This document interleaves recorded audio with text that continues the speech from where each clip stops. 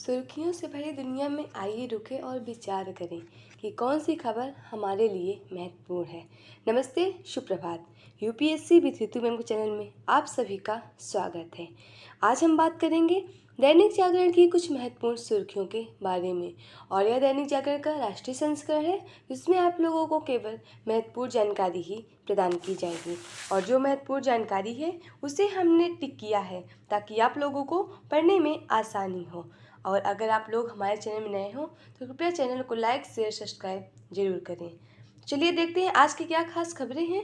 खबर की तरफ आगे बढ़ने से पहले डेली की तरह रोजाना हम एक यूपीएससी जो पिछले विगत वर्ष में पूछा गया प्रश्न है उसे हम सॉल्व करते हैं, ताकि आप लोगों को उसमें से थोड़ी कुछ न कुछ जानकारी मिल सके। चलिए देखते हैं आज का प्रश्न क्या है। आज का प्रश्न है, और ये 2017 का प्रश्न है, याद रखें। यह सिविल सेवा परीक्षा विगत वर्ष 2017 का प्रश्न है। और प्रश्न यह निम्नलिखित कथनों पर विचार कीजिए। पहला कथन है, उष्णकटिबंधीय प्रदेशों में जीका वायरस उसी मच्छर द्वारा संचारित होता है जिससे डेंगू संचारित होता है। और दूसरा कथन दिया है, जीका वायरस रोग का लैंगिक संचरण होना संभव है। उपयुक्त कथनों में से कौन सा सही है? और उसमें कथन दिए हुए हैं केवल एक। पहला कथन है केवल एक, दूसरा कथन है केवल दो, तीसरा कथन है एक और दो दोनों, चौथा कथन है ना तो एक और ना ही दो। तो इसमें से जो आंसर सही है, आप लोगों से अनुरोध है उसे आप लोग कमेंट बॉक्स में जरूर बताएं। चलिए देखते हैं आज की क्या खास खबरें हैं, उसकी तरफ हम बढ़ते हैं।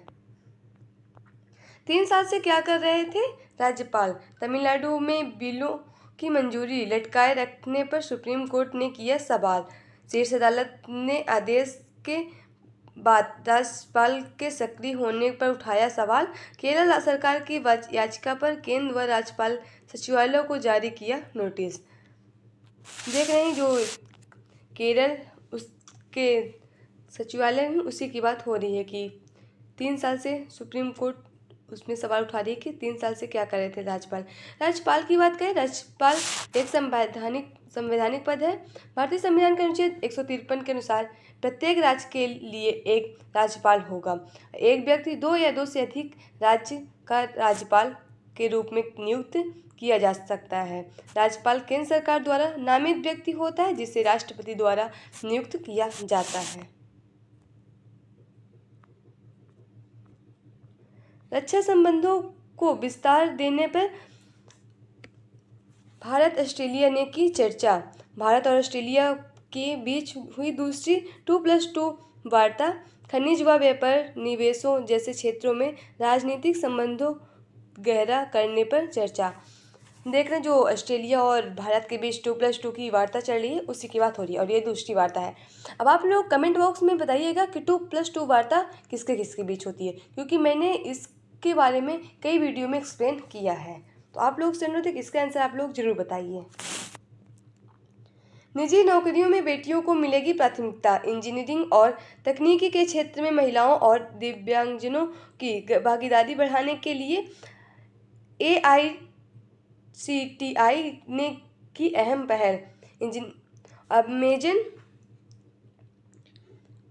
अमेजन सहित कई निजी कंपनियों के साथ करार देश भर में चलाया जाएगा विशेष प्रशिक्षण कार्यक्रम। परीक्षण के बाद ही निजी कंपनियों में नौकरी मिलेगी प्राथमिकता। और 24 घंटे का होगा विशेष प्रशिक्षण का कार्यक्रम। देश भर में इंजीनियरिंग कॉलेजों की छात्राओं को भी इस कार्यक्रम के तहत 37 घंटे के विशेष प्रशिक्षण दिया जाएगा। इसमें data research and algorithm, lab coding, advance आदि पर फोकस किया जाएगा, जिसे सफलतापूर्वक पूरा करने के बाद छात्राओं को कोर्स पूरा होने के बाद कंपनी में इंटर्नशिप और नौकरी में प्राथमिकता मिलेगी। यह कार्यक्रम निजी कंपनियों की ज़रूरत को देखकर तैयार होगा। देख रहे हैं कि लड़कियों के लिए काफ़ी कदम उठाए जा रहे हैं उसी बात। और देख रहे हैं राष्ट्रीय राजधानी से जुड़ी खबरें हैं, और हम देख रहे हैं कि इस समय वहाँ की वायु की क्या हालत है। हिंदू अध्ययन केंद्र का शोध अनुकरणीय उदाहरण स्थापित करेगा। DU के हिंदू अध्ययन केंद्र का शुभारंभ 72 छात्रों ने लिया प्रवेश। कुलपति प्रोफेसर योगेश सिंह ने कहा, विद्यार्थियों की चिंताओं पर दिया गया ध्यान। दिल्ली विश्वविद्यालय में शुरू किए गए हिंदू अध्ययन केंद्र का सोमवार को विविध शुभारंभ हो गया। अध्ययन केंद्र में हिंदू अध्ययन के स्नातकों की डिग्री प्रदान की जाएगी। पहले साल 72 छात्रों ने प्रवेश लिया। उद्घाटन के मौके पर सभी छात्र मौजूद रहे। इसी दौरान एमएस के लिए शैक्षणिक कैलेंडर भी लॉन्च किया गया। कुलपति प्रोफेसर योग सिंह ने कहा, हिंदू अध्ययन केंद्र में किया गया शोध देश भर के संचालित केंद्रों में अध्ययन के लिए एक अनुकरणीय उदाहरण स्थापित हो सकेगा। वन नेशन वन इलेक्शन राष्ट्रीय हित का मुद्दा, ये हमारे पूर्व राष्ट्रपति रामनाथ कोविंद जी कह रहे हैं। पूर्व राष्ट्रपति रामनाथ कोविंद ने कहा कि वन नेशन वन इलेक्शन राष्ट्रीय हित का मुद्दा है। इसमें किसी प्रकार का भेदभाव नहीं है। इससे सबसे बड़ा लाभ जनता का ही होगा। अब आप लोग इसमें से इस शब्द से ही परिचित होंगी। वन नेशन वन इलेक्शन यानी एक देश और एक चुनाव। एक देश एक चुनाव, वन नेशन वन इलेक्शन निर्वाचन केंद्र सरकार के एजेंडे में शामिल महत्वपूर्ण सुधारों में से एक है। वस्तुतः भारत के पूर्व राष्ट्रपति रामनाथ कोविंद ने जनवरी 2018 में संसद के अपने संबोधन में सरकार द्वारा प्रस्तावित सुधारों में से एक के रूप में से इसकी चर्चा भी की थी। और देख रहे हैं इसमें सबसे बड़ा लाभ जनता का ही होगा। चुनाव में राजस्व की बातचीत होगी जो विकास कार्यों में लगाई जाएगी। संसदीय समिति, नीति आयोग, कई समिति अन्य कमेटी रिपोर्ट आ चुकी हैं जिसमें कहा गया है कि देश में वन नेशन वन इलेक्शन की परंपरा फिर से लागू होनी चाहिए। बता दें, Ramnath Kovind one nation one election के लिए गठित उच्च स्तरीय समिति के अध्यक्ष हैं। वह सोमवार को यहाँ एक वैवाहिक कार्यक्रम में शामिल होने के लिए आए थे। ऑस्ट्रेलियाई डिप्टी पीएम ने आजमाई क्रिकेट में हाथ। फार्मेसी शिक्षा को मजबूत करने की दिशा में बढ़े कदम। केंद्र सरकार लाएगी राष्ट्रीय फार्मेसी आयोग विधेयक 2023। स्वास्थ्य मंत्रालय ने जारी किया विधेयक का मसौदा। स्वास्थ्य मंत्रालय ने आम जनता से मांगी राय। विधेयक में एक आयोग गठित करने का प्रस्ताव है जिसका मुख्यालय नई दिल्ली में होगा। फार्मेसी अधिनियम 1948 के तहत मौजूदा फार्मेसी काउंसिल ऑफ इंडिया को भंग कर दिया गया है। इससे फार्मेसी शिक्षा जो स्थिर बनी हुई है को पुनर्जीवित करने और इसके मानक को ऊपर उठाने की उम्मीद है। मंत्रालय ने विधेयक के मसौदे को 14 नवंबर को अपनी वेबसाइट पर डाला था और इस पर जनता की राय मांगी। विधेयक पर अपनी राय, सुझाव और आपत्ति ईमेल के माध्यम से भेजी जा सकती है। भारतीय फार्मेसी परिषद की जगह राष्ट्रीय फार्मेसी आयोग का प्रस्ताव। इसका उद्देश्य सभी नागरिकों के लिए फार्मेसी सेवाओं को सुलभ कराना है।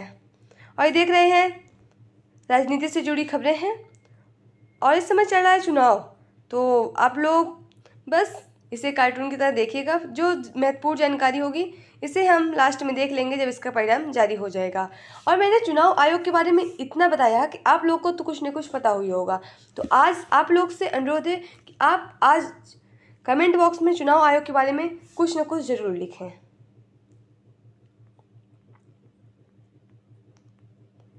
ज्ञानवापी मामले में सुनवाई 1 को होगी। सुप्रीम कोर्ट का समय समाप्त होने के कारण सोमवार को नहीं हुई सुनवाई। एएसआई को 22 नवंबर को ज्ञानवापी सर्वे की रिपोर्ट दाखिल करने का आदेश दिया गया। विशाखापट्टनम बंदरगाह में भीषण आग, 36 नाव जलकर हुए खाक। जहरीला धुआं फैलाने वाली पराली से तैयार हो रहा है कृत्रिम चमड़ा। CLRI चेन्नई की तकनीक पर कानपुर में लगी पहली फैक्ट्री, किसानों को होगी अतिरिक्त आय। और ये देख रहे हैं संपादकीय पात्र है और ये कई सारी प्रतियोगी परीक्षाओं, प्रीलिम्स, इंटरव्यू, मेंस, यूपीएससी के या फिर अन्य वनडे एग्जाम, स्टेट लेवल की परीक्षाओं में इसमें कुछ महत्वपूर्ण जानकारी दी होती हैं जिससे आप लोग को लाभ मिल सकता है। इसमें कई महत्वपूर्ण आर्टिकल भी दिए होते हैं जिससे आप लोग अपने आंसर राइटिंग में प्रयोग कर सकते हैं। लड़कियों की शिक्षा से सामाजिक क्रांति, ये प्रेमपाल शर्मा कह रहे हैं। हमें यह समझना होगा कि 21वीं सदी में भारत में सिर्फ जाति के भरोसे विकास एवं बराबरी संभव नहीं है। लड़कियों को भी आगे लाना होगा। और ये देख रहे हैं डीप फेक के दुरुपयोग पर लगे अंकुश। AI के लोगों के जीवन के लगभग सभी प्रमुख पहलुओं में सेंध लगा दी है, जो चिंताजनक है। सुरंगों से खोखले हुए पहाड़ों में बढ़ते हादसे। उत्तराखंड के उत्तरकाशी में निर्माणाधीन सुरंग का एक हिस्सा भूमि में धंस जाने के कारण सुरंग बना रहे 41 मजदूर पिछले लगभग 10 दिनों से फंसे हैं। उनके प्राण पिछले कुछ दिनों से संकट में जरूर हैं, लेकिन उन्हें बचाने के हर संभव प्रयत्न युद्ध स्तर पर किए जा रहे हैं। उत्तराखंड और हिमाचल प्रदेश जैसी पहाड़ी राज्यों में यह कोई पहली घटना नहीं है। ऐसे में विचारणीय यह है कि सुरंगों से खोखले हुए पहाड़ी क्षेत्रों में इस तरह की दुर्घटनाओं से बचाव की हमारी क्या तैयारी है और क्या बचाव के क्या उपाय हैं। भारत की विकास दर 2024 में मामूली घटकर 6.3% रहेगी। ग्लैडमैन सेक्स ने कहा, अगले वर्ष राजनीतिक अनिश्चितता विकास दर के लिए मुख्य जोखिम रहेगी। ब्रोकरेज फर्म ने कैलेंडर वर्ष 2023 में देश की विकास दर 6.4% रहने का अनुमान। America brokerage firm Goldman max ने सोमवार को कहा कि कैलेंडर वर्ष 2024 में भारत की विकास दर मामूली घटकर 6.3% रह सकती है। ब्रोकरेज फर्म ने कैलेंडर वर्ष 2023 में विकास दर 6.4% रहने का अनुमान जताया था।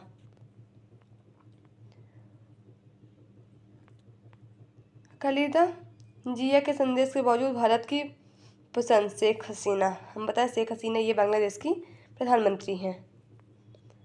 और देख रहे हैं कि अंतर्राष्ट्रीय से जुड़ी खबरें हैं। और गाजा में अब इंडोनेशिया अस्पताल के पास लड़ाई।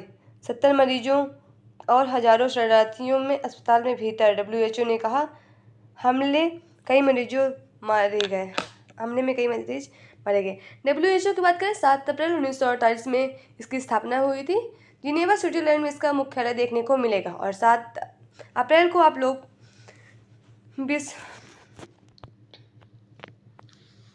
स्वास्थ्य दिवस भी मनाते हैं। यूक्रेन का समर्थन जताने अमेरिकी रक्षा मंत्री ऑस्टिन पहुंचे कीव। अर्जेंटीना की राष्ट्रपति चुनाव जीते दक्षिणपंथी जोवियर माइल। अर्जेंटीना के राष्ट्रपति चुनाव में रविवार को दक्षिणपंथी जोवियर माइली की जीत हुई। माइली को 55.7 और सर्जियो मासा को 44.3% वोट मिले। 1883 में दक्षिणी अमेरिका देश में लोकतंत्र की वापसी के बाद यह राष्ट्रपति पद की दौड़ में सबसे बड़ी जीत का अंतर है। और ये देख रहे हैं खेल से जुड़ी खबरें हैं। जो भारत वनडे विश्व कप में हार गए हैं। दिल तोड़ने वाली हार के बाद प्रधानमंत्री मोदी ने खिलाड़ियों को बधाया ढाहस।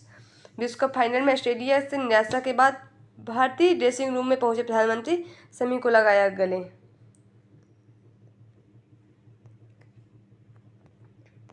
ऑस्ट्रेलिया के विरुद्ध T20 सीरीज में सूर्य कुमार को मिली कमान।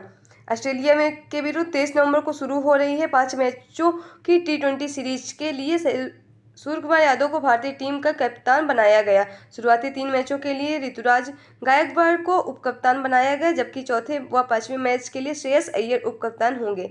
3 मुकाबलों में श्रेयस टीम का हिस्सा नहीं होंगे। T20 17 जून 2003 को शुरू हुआ था। और ये देखें सीरीज का कार्यक्रम कैसे चलेगा। 23 नवंबर का पहला कार्यक्रम T20 विशाखापट्टनम में होगा। 26 नवंबर का दूसरा T20 तिरुवनंतपुरम में होगा। और 28 नवंबर को तीसरा T20 गुवाहाटी असम में होगा। और 1 दिसंबर को चौथा T20 नागपुर में होगा। 3 दिसंबर 5वां T20 हैदराबाद में होगा। और देख लीजिए, जिसको आध्यात्मिक से विश्वास हो तो वो भी पढ़ लीजिए इसे।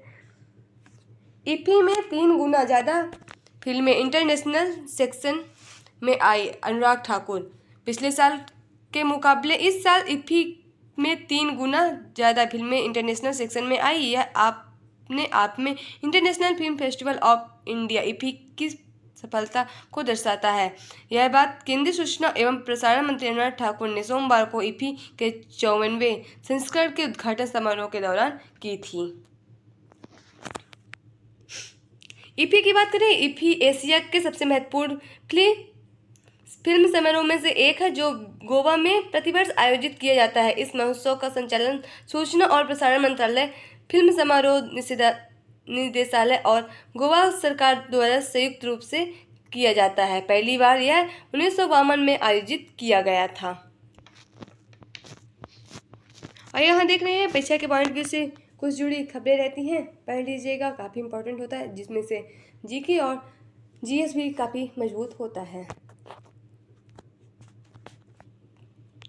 अब सीने के भीतर ही नहीं बाहर भी धड़केगा दिल। कृत्रिम हृदय तंत्र को अप्रैल तक लाने की तैयारी। 1.5 करोड़ के यंत्र को 10 से 15 लाख बनाने में जुटी विज्ञानी। IIT कानपुर के Gangwal school of medical science and technology की टीम जुटी है शोध में।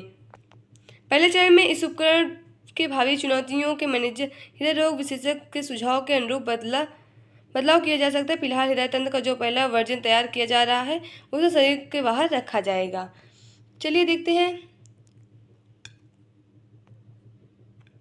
मिस यूनिवर्स प्रतियोगिता में शामिल पहली पाकिस्तानी एडी। पाकिस्तान की एडी क्रोबिन पहली बार ऐसी महिला बन गई जिसे एल सल्वाडोर के जोस एडोल्फ पिनेडा में आयोजित मिस यूनिवर्स प्रतियोगिता 2023 में देश का प्रतिनिधित्व किया। रोबिन ने टॉप 20 प्रतियोगी में जगह बनाई। और यहाँ देख रहे हैं मूवी से जुड़ी खबरें हैं और आज की खबरें यहीं समाप्त होती हैं। अगर आप लोग को इसमें से थोड़ी सी भी जानकारी मिलती हो तो आप लोग हमारे चैनल को लाइक, शेयर, सब्सक्राइब जरूर करें। और जो प्रश्न हमने दिया था, जो UPSC 2017 का पूछा गया प्रश्न था, उसके बारे में हम थोड़ा विश्लेषण करते हैं। आइए देखते हैं उसकी क्या जानकारी आप लोगों के लिए साझा कर सकते हैं हम। और प्रश्न था तो आप प्रश्न को तो मैंने पहले ही पढ़ लिया था और इसका राइट आंसर होगा आंसर C। जीका वायरस मुख्य रूप से एडीज मच्छरों द्वारा प्रसारित एक वायरस के कारण होता है जो दिन के दौरान काटता है। लक्षण आमतौर पर हल्के होते हैं। जीका वायरस मच्छरों से फैलने वाली बीमारी है। जिस भी व्यक्ति को यह बीमारी होती है उसे सबसे पहले बुखार होता है, फिर शरीर और सिरदर्द होने लगता है। कुछ मामलों में जीका वायरस इंसान के नर्वस सिस्टम को भी नुकसान पहुंचाता है और शुरुआती दौर में इसका लक्षण आमतौर में हल्के होते हैं। और बता दें, इसे डेंगू भी कहते हैं। डेंगू एक श्वास सीमित ज्वर संबंधी बीमारी है जिसके लक्षण हल्के से लेकर अत्यधिक गंभीर भी हो सकते हैं। डेंगू एक मच्छर जनित उष्णकटिबंधीय बीमारी है जो डेंगू वायरस यानी जीनस फ्लोवी वायरस के कारण होती है। इसका प्रसार मच्छरों की कई जीनस एडिस प्रजातियों, मुख्य रूप से एडिस इजिप्टी द्वारा होती है। तो आपकी आज की खबरें यही समाप्त होती हैं। अगर आप लोग को इसमें से थोड़ी सी भी जानकारी मिलती हो तो आप लोग हमारे चैनल को लाइक, शेयर, सब्सक्राइब जरूर करें। धन्यवाद।